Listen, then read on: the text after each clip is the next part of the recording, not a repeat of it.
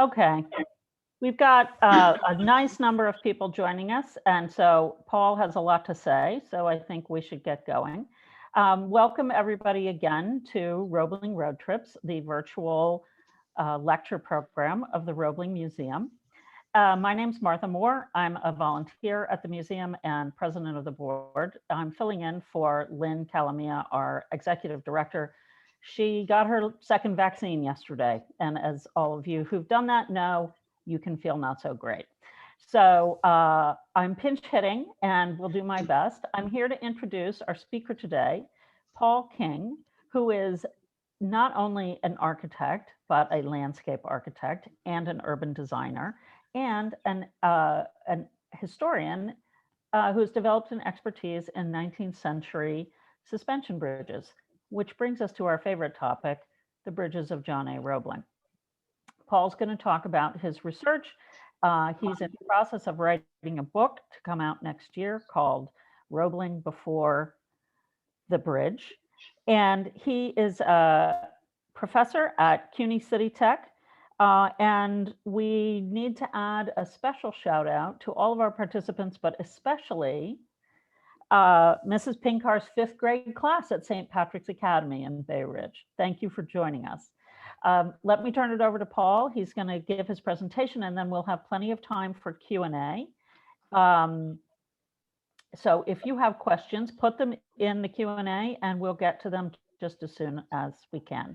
Thank you all for joining us. I'll come back at the end to tell you about some of our upcoming events, but in the meantime, it's my pleasure to turn it over to Professor Paul King. Thank you, Martha. So good morning, everybody, and welcome to the engineering of a Roebling Aqueduct. My name is Paul King, and I am, as she said, a professor at New York City College of Technology in downtown Brooklyn, located at the base of the Brooklyn Bridge. And today our focus is the work that came before the Brooklyn Bridge. And as she already mentioned, I want to give a shout out to my daughter Catherine's class in Bay Ridge, Brooklyn, who are here today logged in with us. So while we may have 40 or 50 participants, that one counts as almost 20. So while my intention is to focus on Roebling suspension aqueducts, it helps to put his work in context with the development of suspension bridges of the 19th century to see why his work is so important, and to also review American canals and their need for aqueducts to span across obstacles in their path, like fast-moving rivers. Hopefully, many of you were able to attend Bill Merchant's previous Roebling Road Trip presentation that spoke of the aqueducts and provided a history of the Delaware Canal and Roebling's aqueducts. For today, we will focus more on the technical aspects of their construction. So we will take a look at Roebling's bridge-related patents. We will look at his own evolution of his ideas by discussing his very first bridge, the Pittsburgh Aqueduct across the Allegheny River at the terminus of the Pennsylvania Mainline Canal. And then we will break down the parts of the aqueducts to understand how they were built. We will finish up with suggestions for your own future Roebling road trip. During the presentation, should a question occur to you, I suggest you write it down and chat it to our organizer, Martha, who will facilitate the Q&A session to follow this talk. Hopefully, many of these questions will be answered during the presentation. So to talk of Roebling, it's important to mention 3 members of the family. John, the father, whose work is our topic today, his son, Washington, who worked with his father toward the end of his career and became chief engineer of the East River or Brooklyn Bridge after his father's passing, and Emily Roebling, who kept the East River Bridge project running when her husband, Washington, was disabled by a fire in a caisson beneath the New York Tower. John Roebling was born in Mühlhausen, Germany, emigrated to America in 1831 after studying engineering at the Folk Academy in Berlin, and along with his brother Carl, he founded the town of Saxonburg outside of Pittsburgh. In the 19th century, his suspension bridges made him America's most famous civil engineer. During his career, he was responsible for 10 bridges, including 5 suspension aqueducts, 2 iron tower roadway bridges in Pittsburgh, the world's first successful railway suspension bridge across the Niagara Gorge, and 2 large masonry tower bridges, one connecting Covington, Kentucky to Cincinnati, Ohio, and the East River Bridge in New York, today commonly known as the Brooklyn Bridge. While famous as an engineer, it was his development of wire ropes to replace the use of hemp on inclined planes that made him a wealthy man. Washington Roebling was born in 1837 as his father began to work as a surveyor and to develop wire ropes for the Allegheny Portage Railway. While not educated as an engineer until the latter part of his father's career, he would bear witness to much of his father's work. From 1844 to 46, Washington, only 7 years old, was in school in Pittsburgh as his father built the first two bridges, the Allegheny Aqueduct and the Monongahela Bridge. And later back in Saxonburg, he would see his father start a wire rope business. After his father injured his hand in a wire rope machine at the new rope works in Trenton in December of 1849, a 12-year-old Washington traveled with his father in early 1850 as he completed the Neversink and High Falls aqueducts for the Delaware and Hudson Canal, acting as secretary and writing his letters. In 1854, while his father worked on the Niagara Railway Bridge, Washington entered Rensselaer Institute to be educated as a civil engineer. In 1857, after he graduated, Washington traveled to Pittsburgh to work as his father's assistant engineer for the first time, completing the Allegheny Bridge in 1859. From 1861 to 64, Washington served as a member of the Union Army, earning the rank of colonel. After the war, he traveled with his new wife, Emily Warren Roebling, to help his father complete the Covington and Cincinnati Bridge across the Ohio River. And after his father's death in 1869, Washington would be named chief engineer of the East River Bridge. I think it's important to mention that in the 1800s, men held the title of engineer without formal academic training. Most worked as surveyors, and many trained under Benjamin Wright, chief engineer of the Erie Canal. And in 1870, after Washington was disabled and Emily took over, she basically served as an intermediary for the next 18 years to facilitate the completion of the East River Bridge. In an age when men were given the title of engineer, based on their experience and not their education, Emily Roebling's contribution to the completion of the East River Bridge would certainly have earned her the title engineer. Let's take a quick look at some of Roebling's work. So in 1842, he was successful at installing his first wire rope on the Allegheny Portage Railway. And in 1845, he completed the Allegheny Aqueduct in Pittsburgh. This is his very first bridge. A year later, in 1846, he completed the Monongahela Bridge in Pittsburgh. And then from 1847 through to 1850, he built 4 aqueducts for the Delaware and Hudson Canal. In 1855, he completed the Niagara Railway Suspension Bridge, which made him a world famous engineer. And then in 1859, he went back to Pittsburgh and completed his 3rd bridge there, the Allegheny Bridge. And then between 1857 and 1866, he built the first tall masonry arch bridge of his career, connecting Covington, Kentucky to Cincinnati, Ohio. And then in 1883, the East River Bridge, or the Brooklyn Bridge, was completed. Today, only 3 of these remain.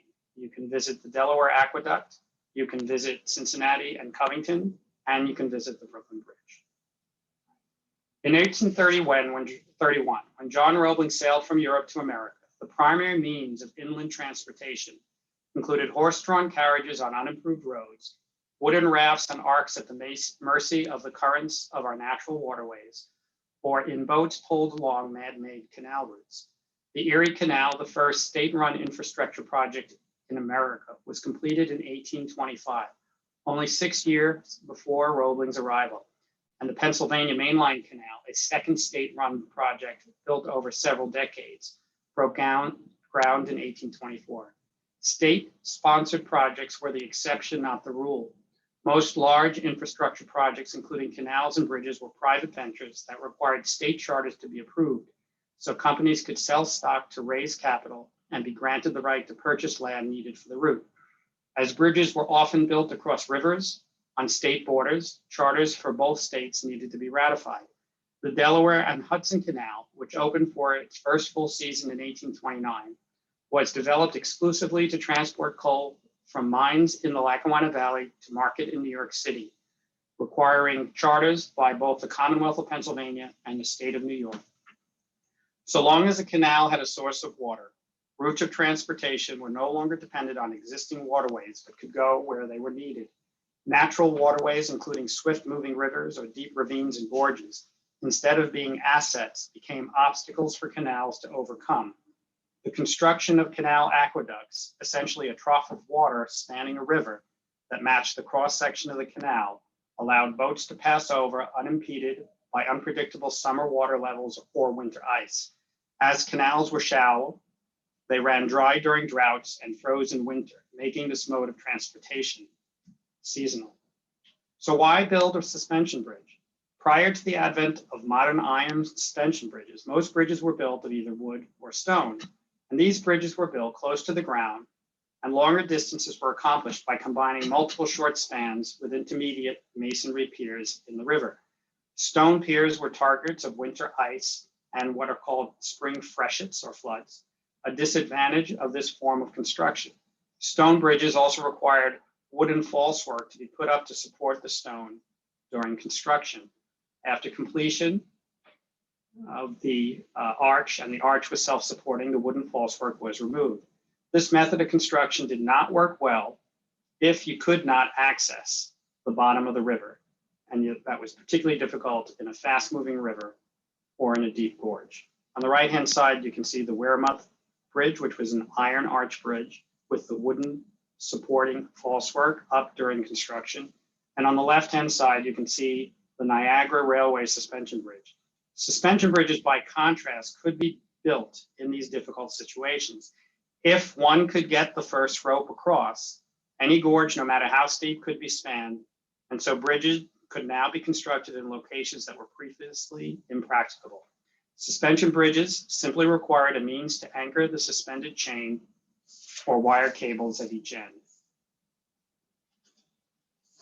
So Charles Elliott Jr. was Roebling's main competitor. Trained in French methods of engineering, he would build America's first permanent wire suspension bridge, the Fairmont in Philadelphia, and would beat Roebling for two important commissions, the Niagara Railway Bridge and the Wheeling Belmont Bridge.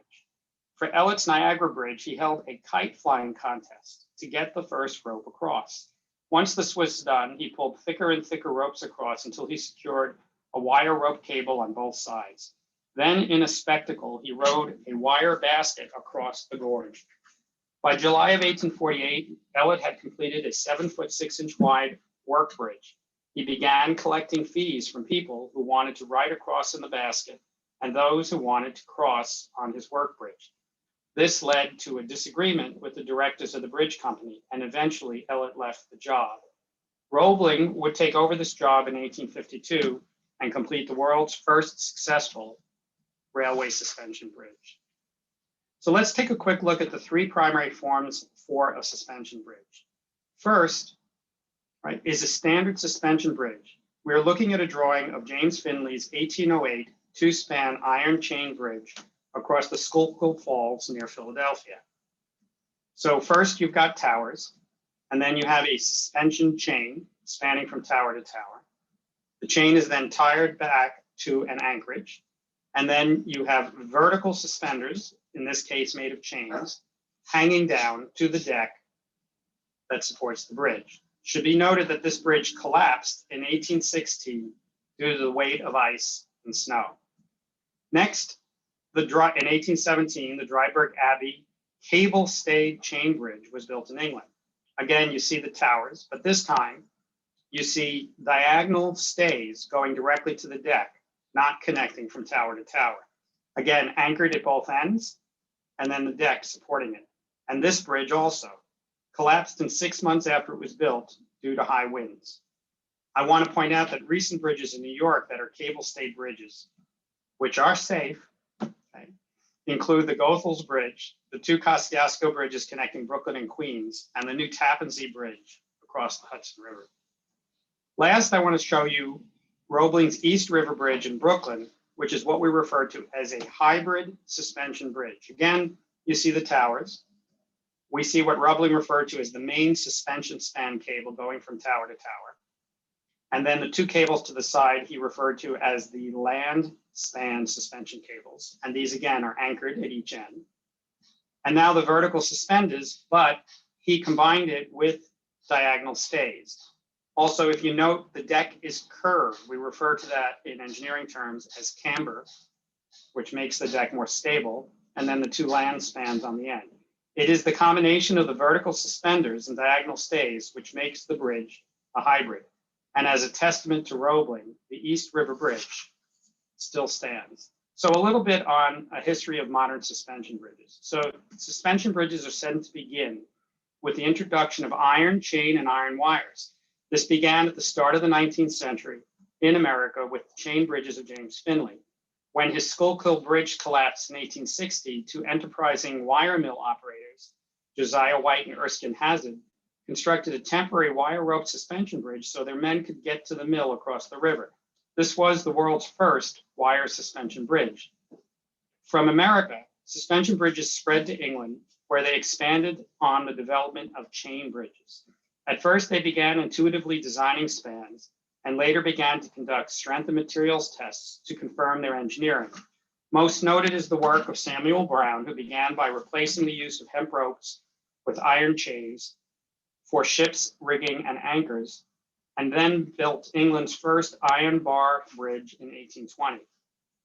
While this bridge still stands today, his attempt later in 1830 to build the world's first suspension railway bridge failed upon testing. Along with Brown was Thomas Telford, who built the Menai Suspension Bridge in 1826, the world's longest span when complete. It suffered damage to the deck during a windstorm in 1839, was repaired, and still stands today. Next were the French, right? This began with Claude Louis Navier, who made two trips to England in 1821 and 1823. He was actually accused of being a spy, and wrote the first treatise on suspension bridges. He is credited with bringing mathematical analysis to the design of bridges. His only attempt to build a suspension bridge failed before it was completed, but his ideas continued. In 1825, in France, the Seguin brothers would build the world's first permanent wire suspension bridge, and this method of bridge building would become the French standard. So the reason a lot of this is important, it was during this time from 1824 to 1826 that Roebling was in the Berlin Academy studying engineer, and his career would have been impacted by all of these developments. So then we move back to America, right? In 1830, Charles Elliott Jr. came to Paris to study and learn French engineering methods. And by 1831, both Roebling and Elliott were in America promoting the idea of suspension bridges. So as you noted, I mentioned that they all seem to fall down. So the Brooklyn Bridge is a suspension bridge, perhaps the greatest example of a modern era that began with the use of iron for the construction of chain and wire suspension bridges. A suspension bridge is a simple concept. String a rope across a span, secure it at both ends, and hang a deck below. When we look at the Brooklyn Bridge, we see it as solid and immovable. We cannot imagine a city without it, and we do not for a moment doubt its safety. This is a modern perspective. It is not how people of the 1800s viewed suspension bridges. For both the public and for engineers who did not understand how to build them properly, they were viewed with suspicion and distrust. This view was not without good reason, as they often fell down as quickly as they were put up. So perhaps most famous in France in 1850, Joseph Chély's wire suspension bridge collapsed and killed over 200 soldiers who fell into the river and drowned. As a result of this, they did not build another suspension bridge till 1870. And the cause of the collapse was due to the motion of the soldiers crossing, in addition to the force of wind against the bridge. And then Charles Elliott Jr., who spent his career as Roebling's most able competitor, ended his career when the Wheeling suspension bridge collapsed in a storm. And I'll read you an eyewitness recount of that. For a few moments, we watched it with breathless anxiety, lunging like a ship in the storm. At one time, it rose to nearly the height of the towers, then fell and twisted and wreathed and was dashed almost bottom upward. At last, there seemed to be a determined twist along the entire span. about one half the flooring being nearly reversed, and down went the immense structure from its dizzying height to the stream below with an appalling crash and roar. Nearly the entire structure struck the water at the same instant, dashing up an unbroken column of foam across the river to the height of at least 40 feet. And this brings to mind a description of in 1940, the Tacoma Narrows Bridge, which is referred to as Galloping Gertie. And you guys can go to YouTube and look up the video, watch that video, read this description, and you'll see how even in this 20th century, we're still figuring out how to build suspension bridges properly. So let's take a look, right, at canals, right? So canals were a major improvement in transportation, which relied on horses and carriages traveling along unimproved roads and paths. Early slack water navigation, which relied on the damming and flooding of areas with rapids, made for unpredictable results along America's natural waterways. So long as there was sufficient water, canals could be routed where they would need it. Canal boats ran in shallow channels pulled by horses and mules, tethered by hemp ropes. In winter, the shallow canals would freeze and the boating season would end. As the railroad became practical, the use of canals and the need for aqueducts, including D&H, began a steady decline. So Roebling Washington, in his father's biography, speculated, "It has often occurred to me that if the Allegheny Aqueduct had been built or could have been built 10 or 12 years earlier, my father would have built at least 20 or 30 of them." And this is a list of America's most famous canals, which we've talked about a little bit already. So canals work best along long level stretches, but when it was necessary to go up a hill or over a rise, masonry locks with wooden gates were built to allow boats to travel up or down a slope. And aqueducts were built of three basic materials. So first, stone and wood. So the photograph of the Erie Canal at Rexford as it crosses the Mohawk River shows the many stone river piers typical of a canal aqueduct. The aqueduct allows river traffic to pass below the crossing of the canal boats above. Piers in the river were a target of winter ice and spring freshets. Locks, also made of stone walls with wooden gates. In the foreground of the photograph of the Erie Canal at Rexford, a double stone lock with wooden doors is visible. Locks like this allowed canals and canal boats to navigate changes in grade. The D&H Canal had 108 miles and 108 locks. Inclined planes, like those of the Allegheny Portage Railway, allowed boats to navigate change in grade too steep for locks to manage. Built where the Pennsylvania Mainline Canal crossed the Allegheny Mountains, the Allegheny Portage included 10 inclines. Stationary steam engines at the top pulled rail cars using endless hemp ropes. Roebling would replace the hemp with wire rope.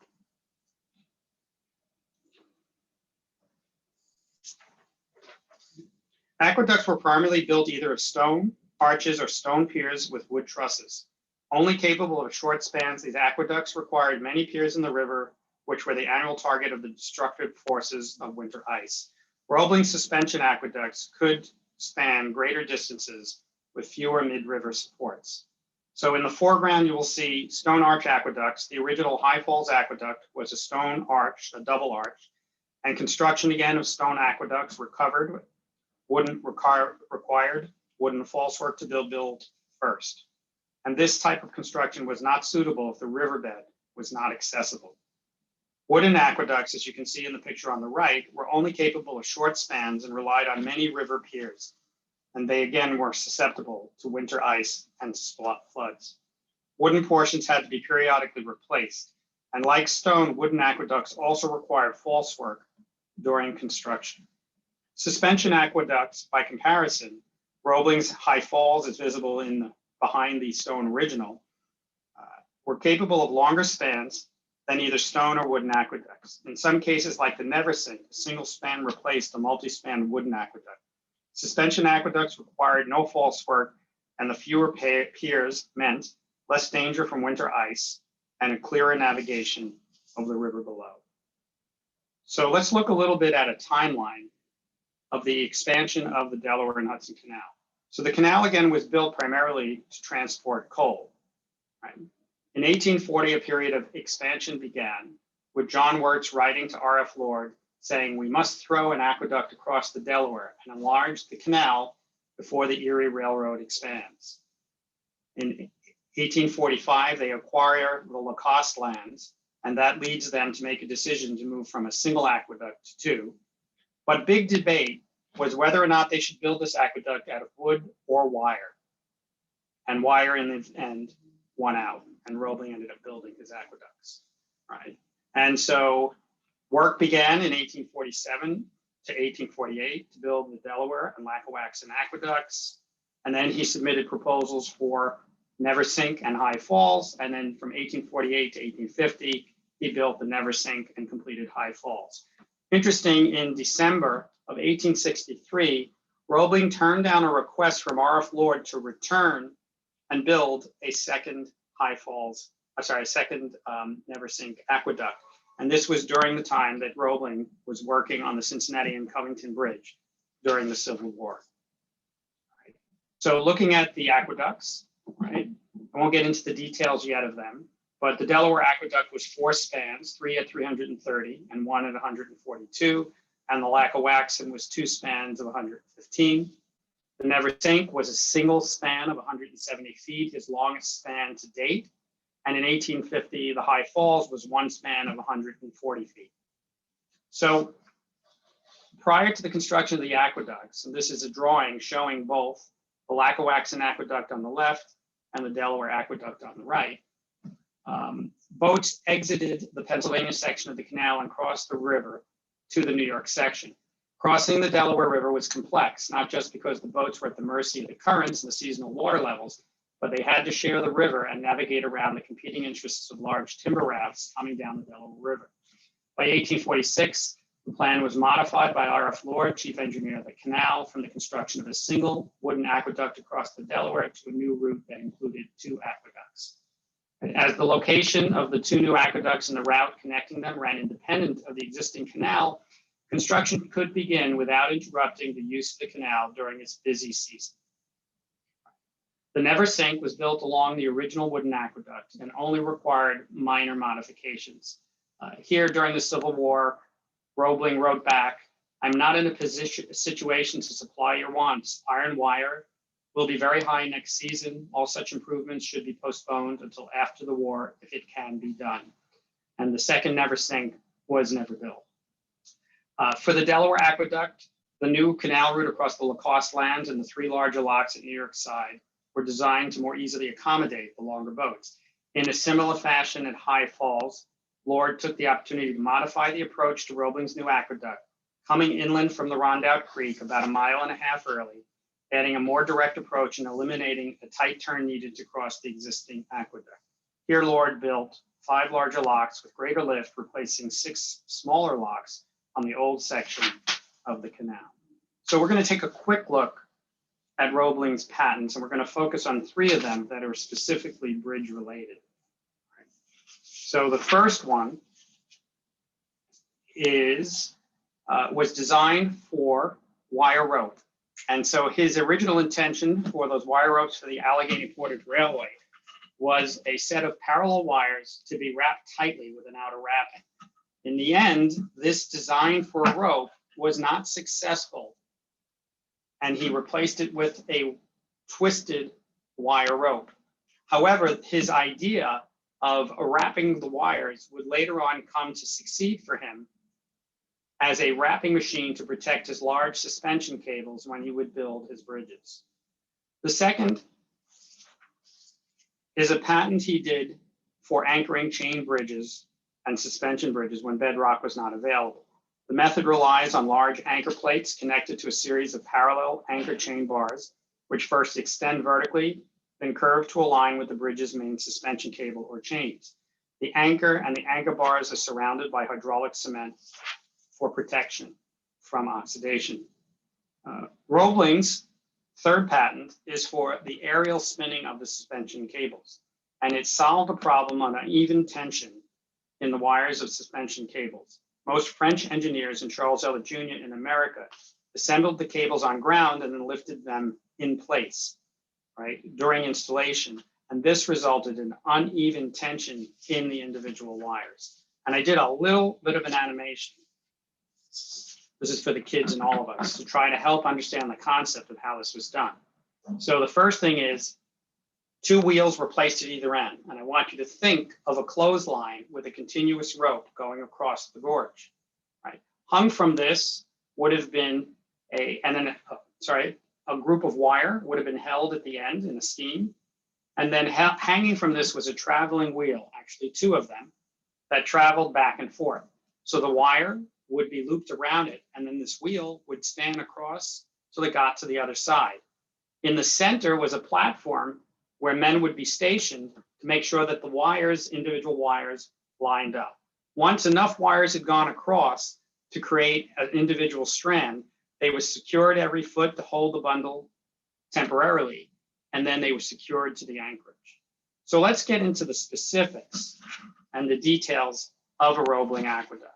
So this is a cross section of a typical Roebling aqueduct. And while the primary structure of the aqueduct trunk and truss is wood, the whole is supported by 2 wire rope suspension cables.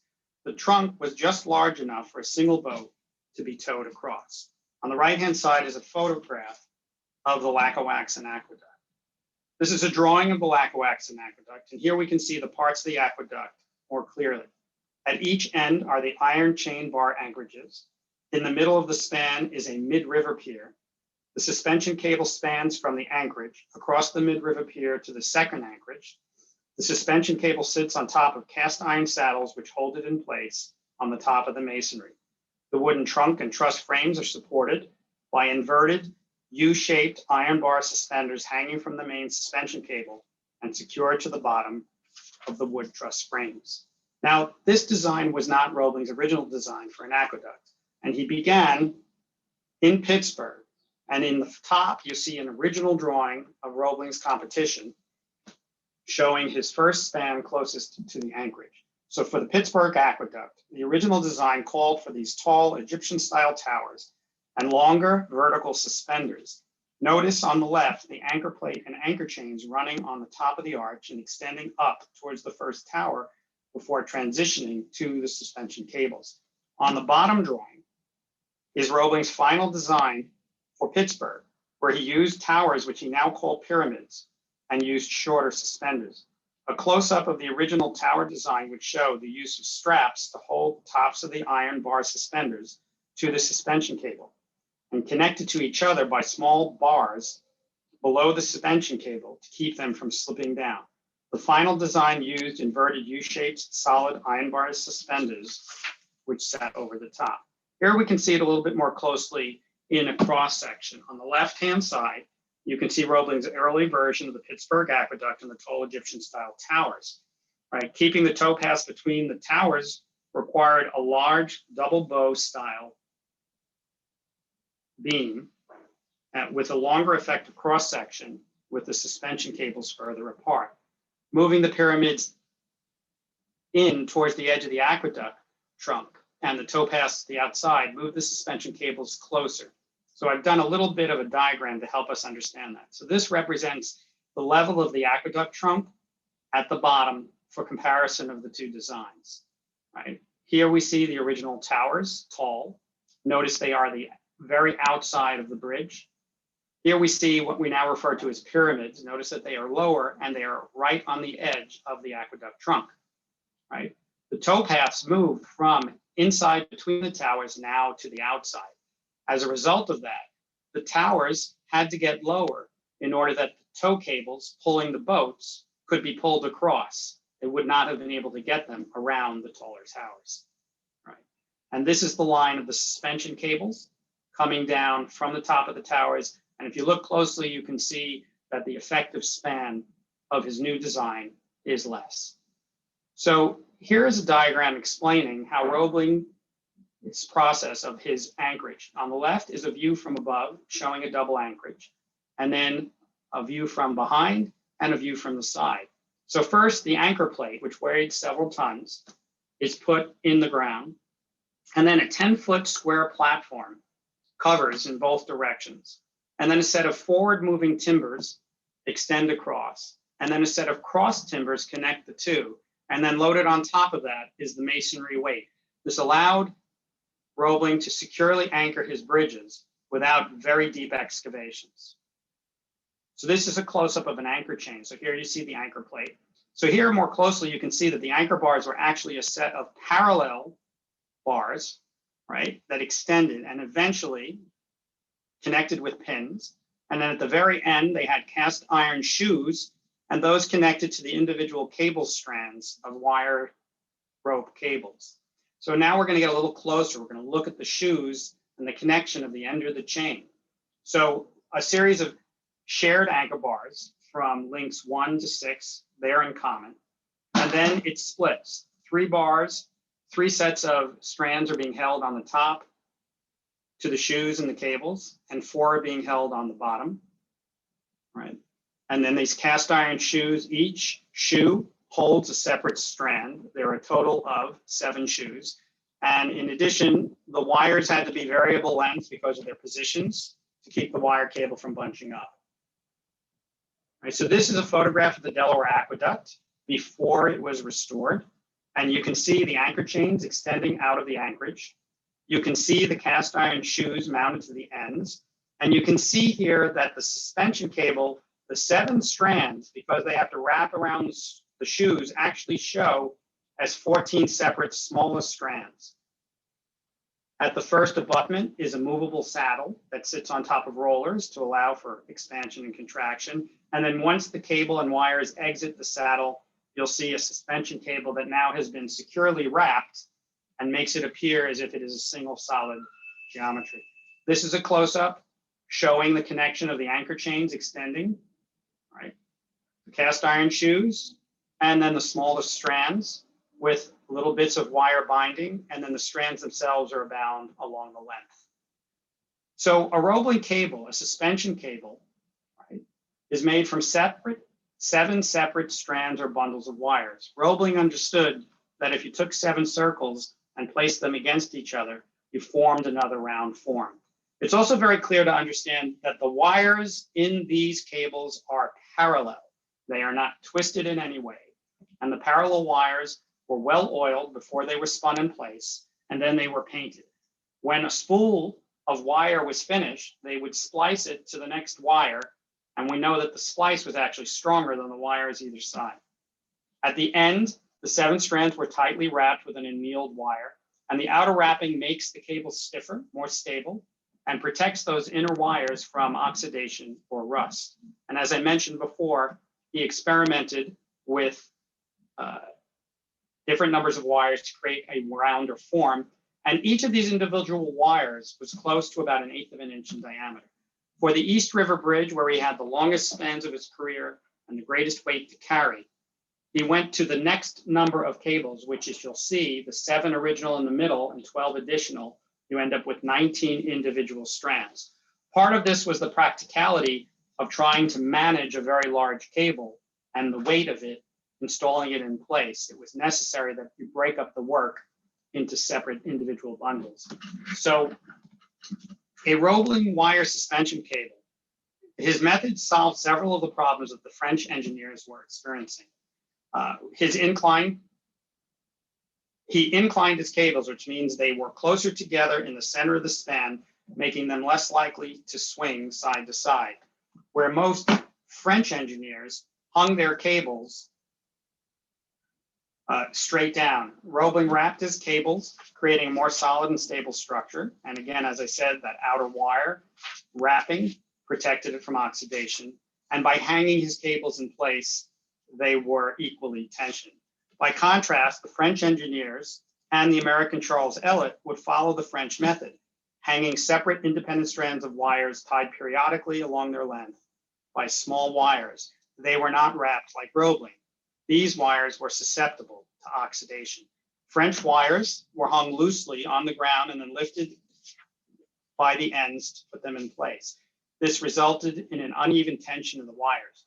The wires at the bottom were in greater tension and carried a greater part of the load, and those at the top carried less. So now you can see some photographs. This is actually the Delaware Aqueduct prior to restoration, and you'll see the suspenders, right? These are inverted U-shaped cast iron suspenders.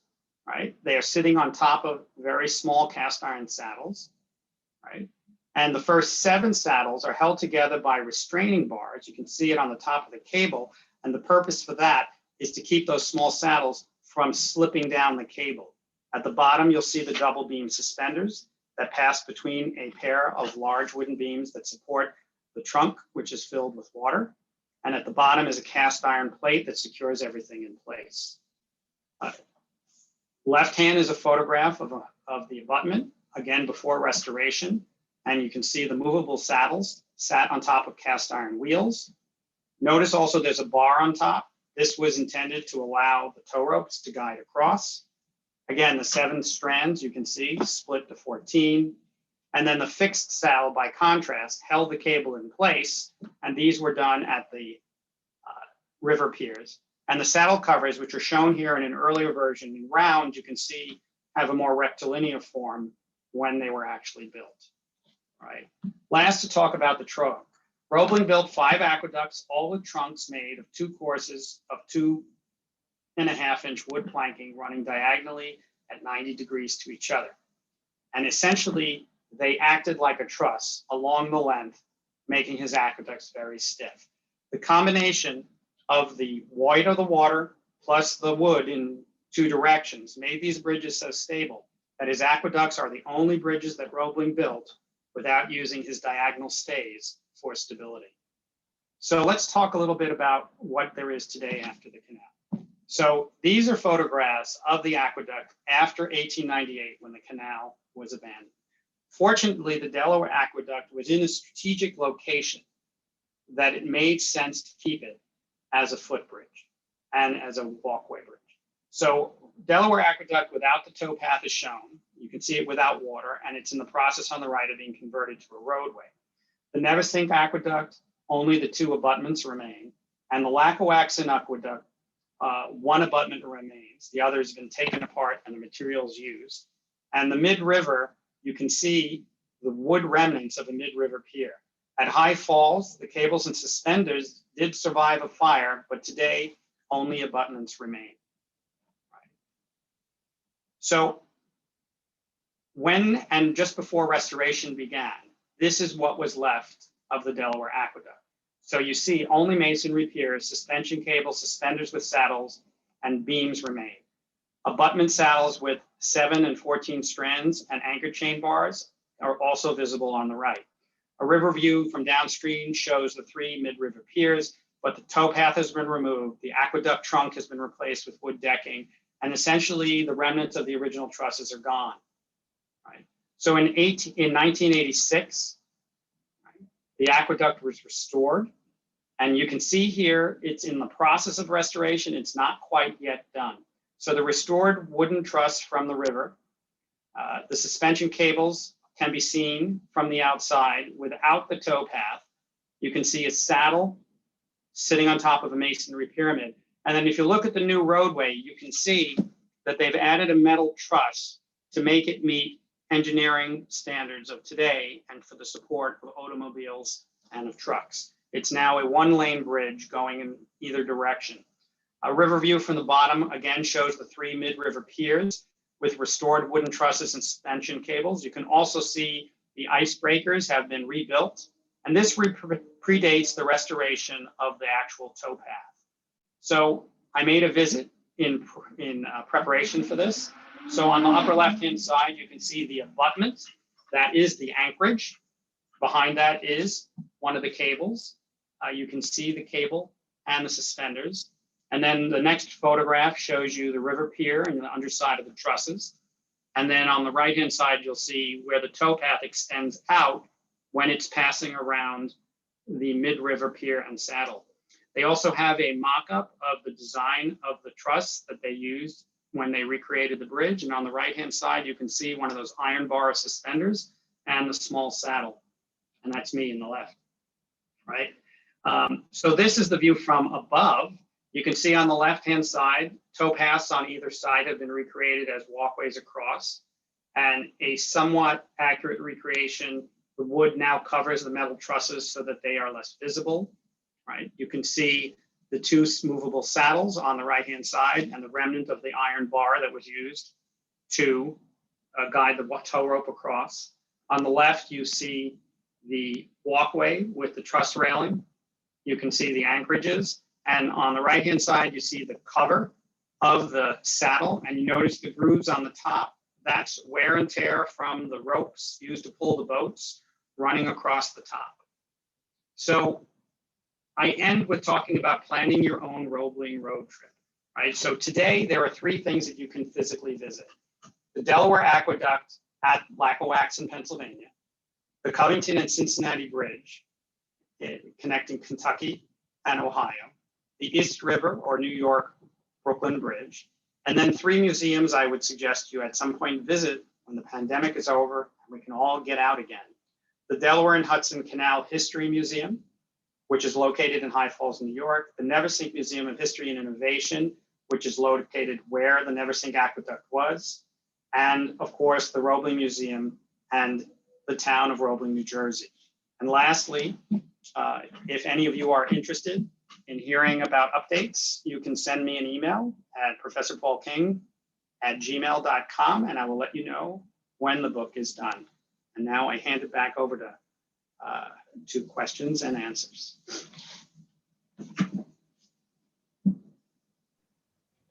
Thank you so much, Paul. That was terrific. What an enormous amount of research you've done. Your knowledge is extraordinary. I want to mention that we will post the recording of this session on our YouTube channel, Roebling Museum on YouTube, so that you can watch it and take a look more carefully at the slides and the wonderful illustrations and so on and so forth. We have a question that I want to make sure to pose, in fact, we're getting a couple, but let me ask you to answer real quickly.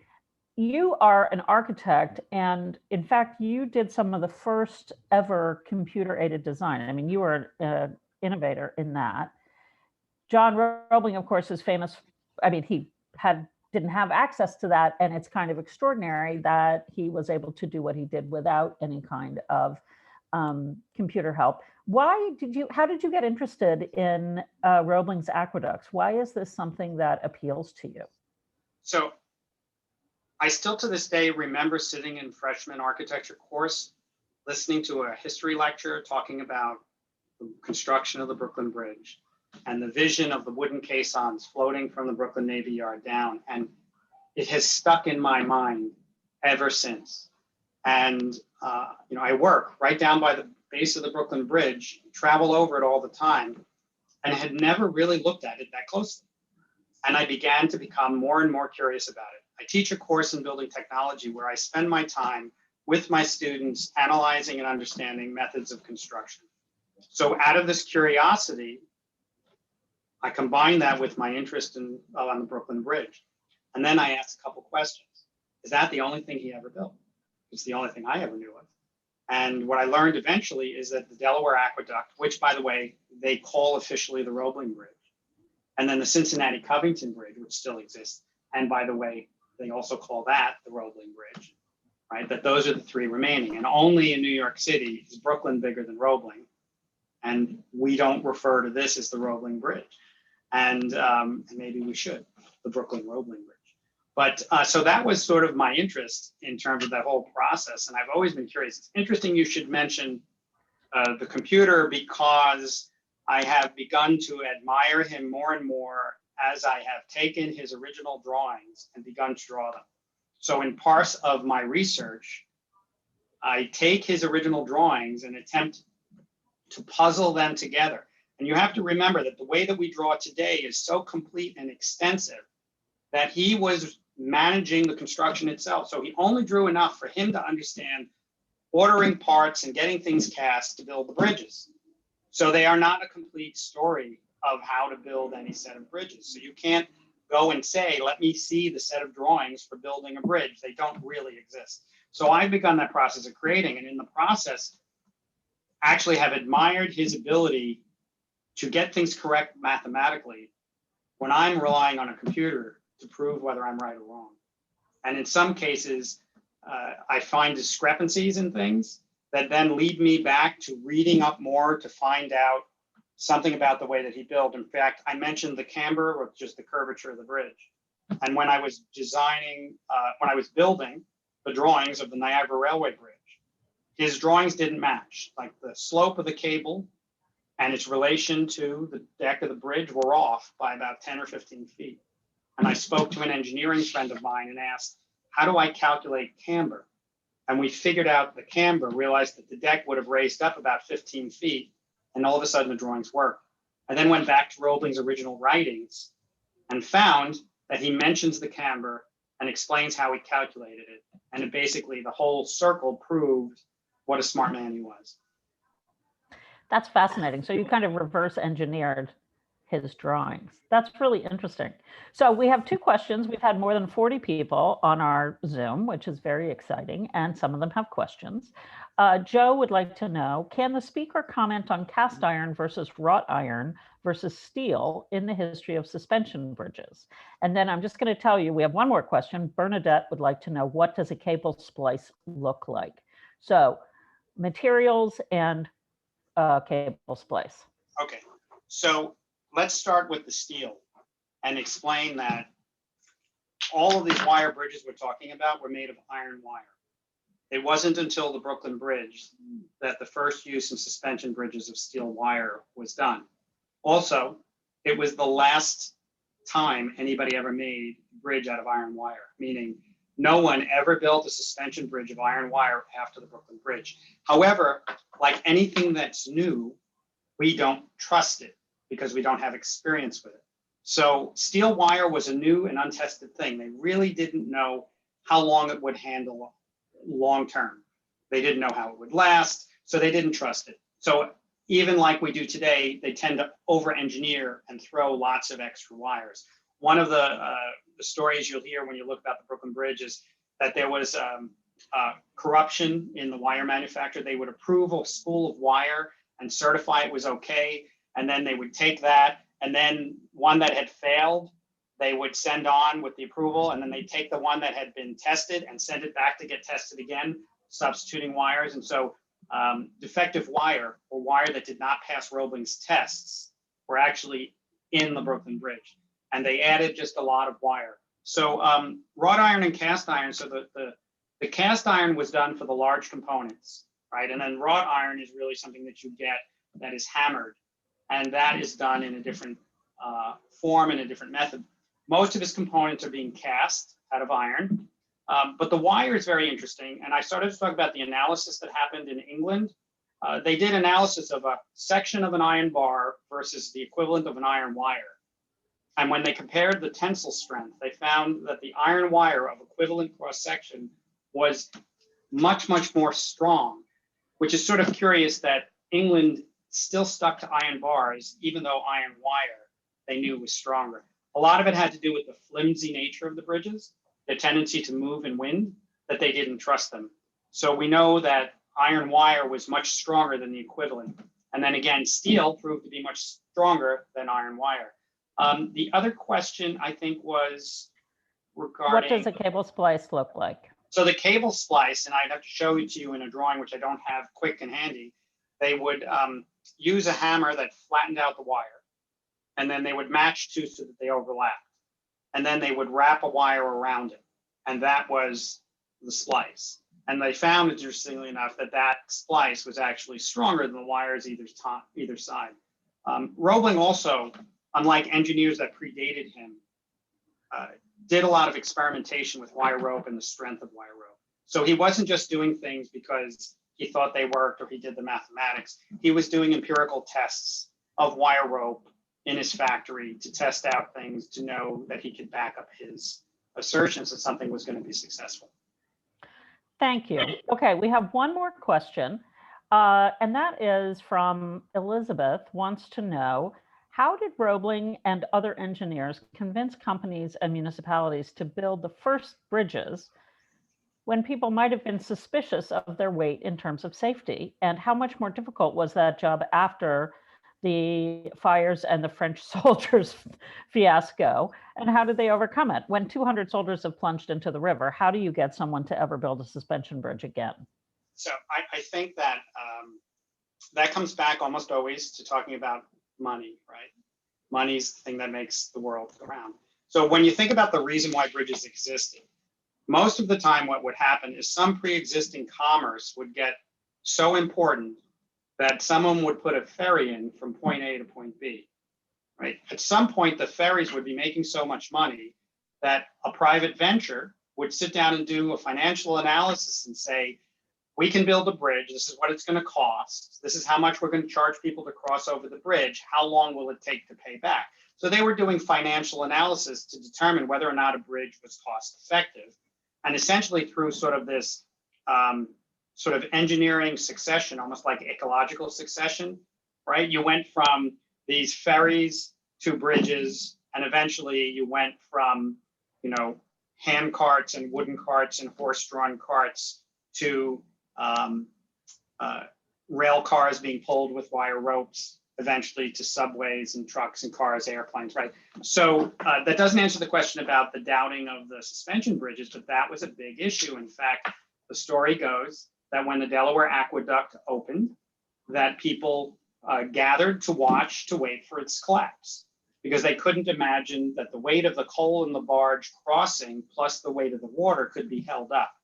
But in fact, Roebling understood that the barge coming across would displace an equal weight of water. So technically, as a boat crossed, the aqueduct didn't hold any more water, right? So the truth is that bridges in the wind had a tendency to sway, particularly suspension bridges. And in Europe, they began to move away from suspension bridges. One of the reasons they built them to begin with, again, was money. They could be built with fewer materials and they were less costly to put up. And they kept trying. They got better at it over time. I think a testament to someone like Roebling is that none of his bridges ever suffered any kind of structural failure. And to get into more detail, I would have to explain in diagrams, say, the analysis of the difference between how the French were building and how Roebling was building. But there were a number of things that he did, including his diagonal stays, that made his bridges more stable, more stiff. And if you look at the photograph behind me, you see the Brooklyn Bridge.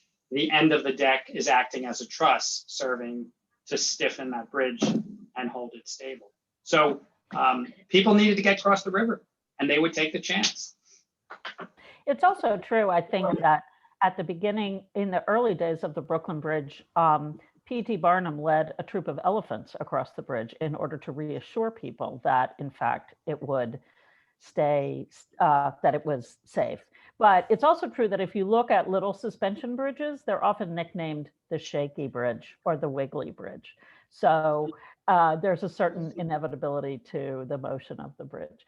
Anyway, this has been just terrific. And thank you so much. I'm mindful of the time, but I just want to say thank you for your plug for visiting the Roebling Museum. And it's been a long pandemic, but we are planning to reopen in June for limited in-person visits.